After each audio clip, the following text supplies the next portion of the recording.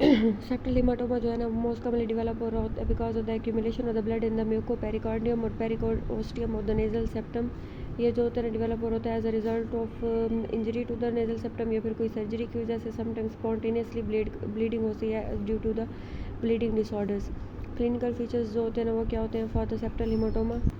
Patient who are suffering from septal hematoma most commonly present करे होते हैं with bilateral nasal obstruction जो होती है ना उसके साथ। ठीक है, साथ में बाईलेटरल नेजल ऑब्स्ट्रक्शन जो होती है ना उसके साथ सेप्टल हीमाटोमा में और क्या होता है पेशेंट को जो है ना फ्रंटल हेडेक भी एसोसिएटेड होता है, sense of pressure over the nasal bridge जो होती है ना वो भी हो रही होती है। जब हम एग्जामिनेशन ऑफ नोज़ करते हैं तो हमें क्या दोनों साइड ऑफ द नोज़ जो होती है ना उसके ऊपर एक स्मूथ बल्जिंग स्वेलिंग जो होती है ना वो मिल रही होती है जो कि नेज़ल सेप्टम से नेज़ल फोसा के अंदर आ रही होती है। पैल्पेशन के ऊपर ये बहुत ज़्यादा सॉफ्ट और फ्लक्चुएटिंग स्वेलिंग होती है। ट्रीटमेंट इसकी क्या होती है, अगर स्मॉल हीमाटोमा होते हैं they can be drained easily with the help of white bore sterile needle. अगर लार्ज हीमाटोमा होते हैं तो उनको जो है सर्जरी की मदद से ड्रेन करना बहुत ज़्यादा ज़रूरी होता है। एंटीरो पोस्टीरियर एक इंसिजन देते हैं जो कि पैरेलल होती है to the floor of the nose और साथ में स्मॉल पोर्शन ऑफ म्यूकोजा जो है ना उसको भी एक्सरसाइज किया जाता है टू प्रोवाइड बेटर ड्रेनेज। और फिर उसके बाद ड्रेनेज करके उसके बाद जो है उसको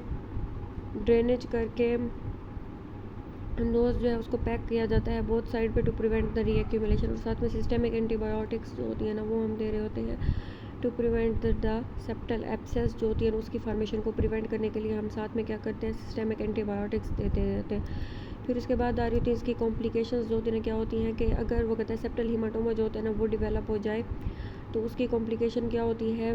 एक तो सबसे पहले जो मोस्ट कॉमन कॉम्प्लिकेशन होती है वो यही होती है कि वो अपने आप को ऑर्गेनाइज कर लेता है, फिब्रस टिश्यू फॉर्म कर देता है। फिब्रस टिश्यू के फॉर्म होने की वजह से थिकनेस जो होती है ना वो डेवलप हो जाती है नेजल सेप्टम की। और दूसरा वो कहता है मोस्ट कॉमन कॉम्प्लिकेशन इसकी होती है कि सेप्टल एब्सेस जो होती है ना वो डेवलप हो जाती है अगर सेकेंडरी इन्फेक्शन डेवलप हो जाए।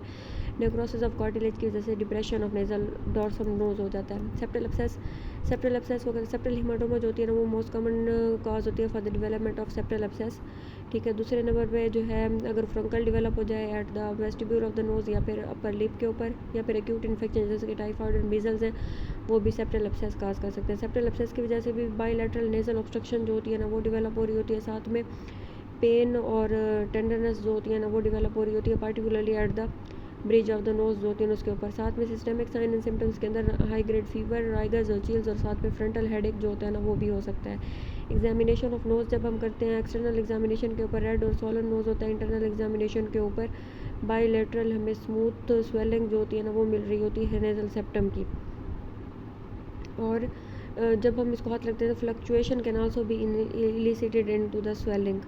जो सेप्टल म्यूकोजा होती है वो इसके अंदर सेप्टल एब्सेस के अंदर हमें कंजेस्टेड नज़र आती है और सब मैंडिबुलर ग्रुप और द लिम्फ नोड जो होते हैं ना वो भी लार्ज और टेंडर होते हैं।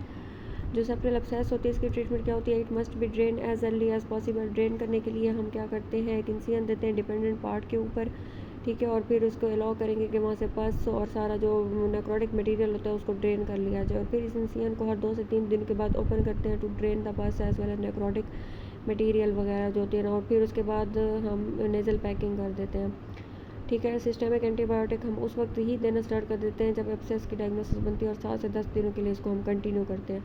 कॉम्प्लिकेशंस क्या होती हैं सेप्टल एब्सेस की, कॉम्प्लिकेशंस ऑफ सेप्टल एब्सेस उसके अंदर सबसे पहले जो मोस्ट इंपॉर्टेंट कॉम्प्लिकेशन होती है सेप्टल एब्सेस की वो ये होती है कि इसकी वजह से जो हमारा cartilaginous part of the nasal septum होता है वो डिप्रेस हो जाता है, टिप एरिया, सुप्रा टिप एरिया, और अगमेंटेशन राइनोप्लास्टी की ज़रूरत पड़ जाती है हमें 2 से 3 महीनों के बाद। दूसरा सेप्टल फ्लैप्स की परफोरेशन हो जाती है। तीसरा जो है ना इसकी वजह से सेप्टल एब्सेस की वजह से कैवर्नस साइनस थ्रोम्बोसिस और मेनिंजाइटिस का रिस्क भी इंक्रीज़ हो जाता है। और दो अब इतनी ज़्यादा नहीं होती, रेयर कॉम्प्लिकेशन है लेकिन पहले होती थी।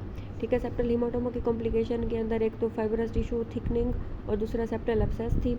सेप्टल एब्सेस की कॉम्प्लिकेशन के अंदर depressed nasal tip of the nose जो होती है ना वो डिप्रेस हो जाती है। दूसरा इसमें perforation of the nasal septum हो जाती है और तीसरा मेनिंजाइटिस और कैवर्नस साइनस थ्रोम्बोसिस हो सकता है।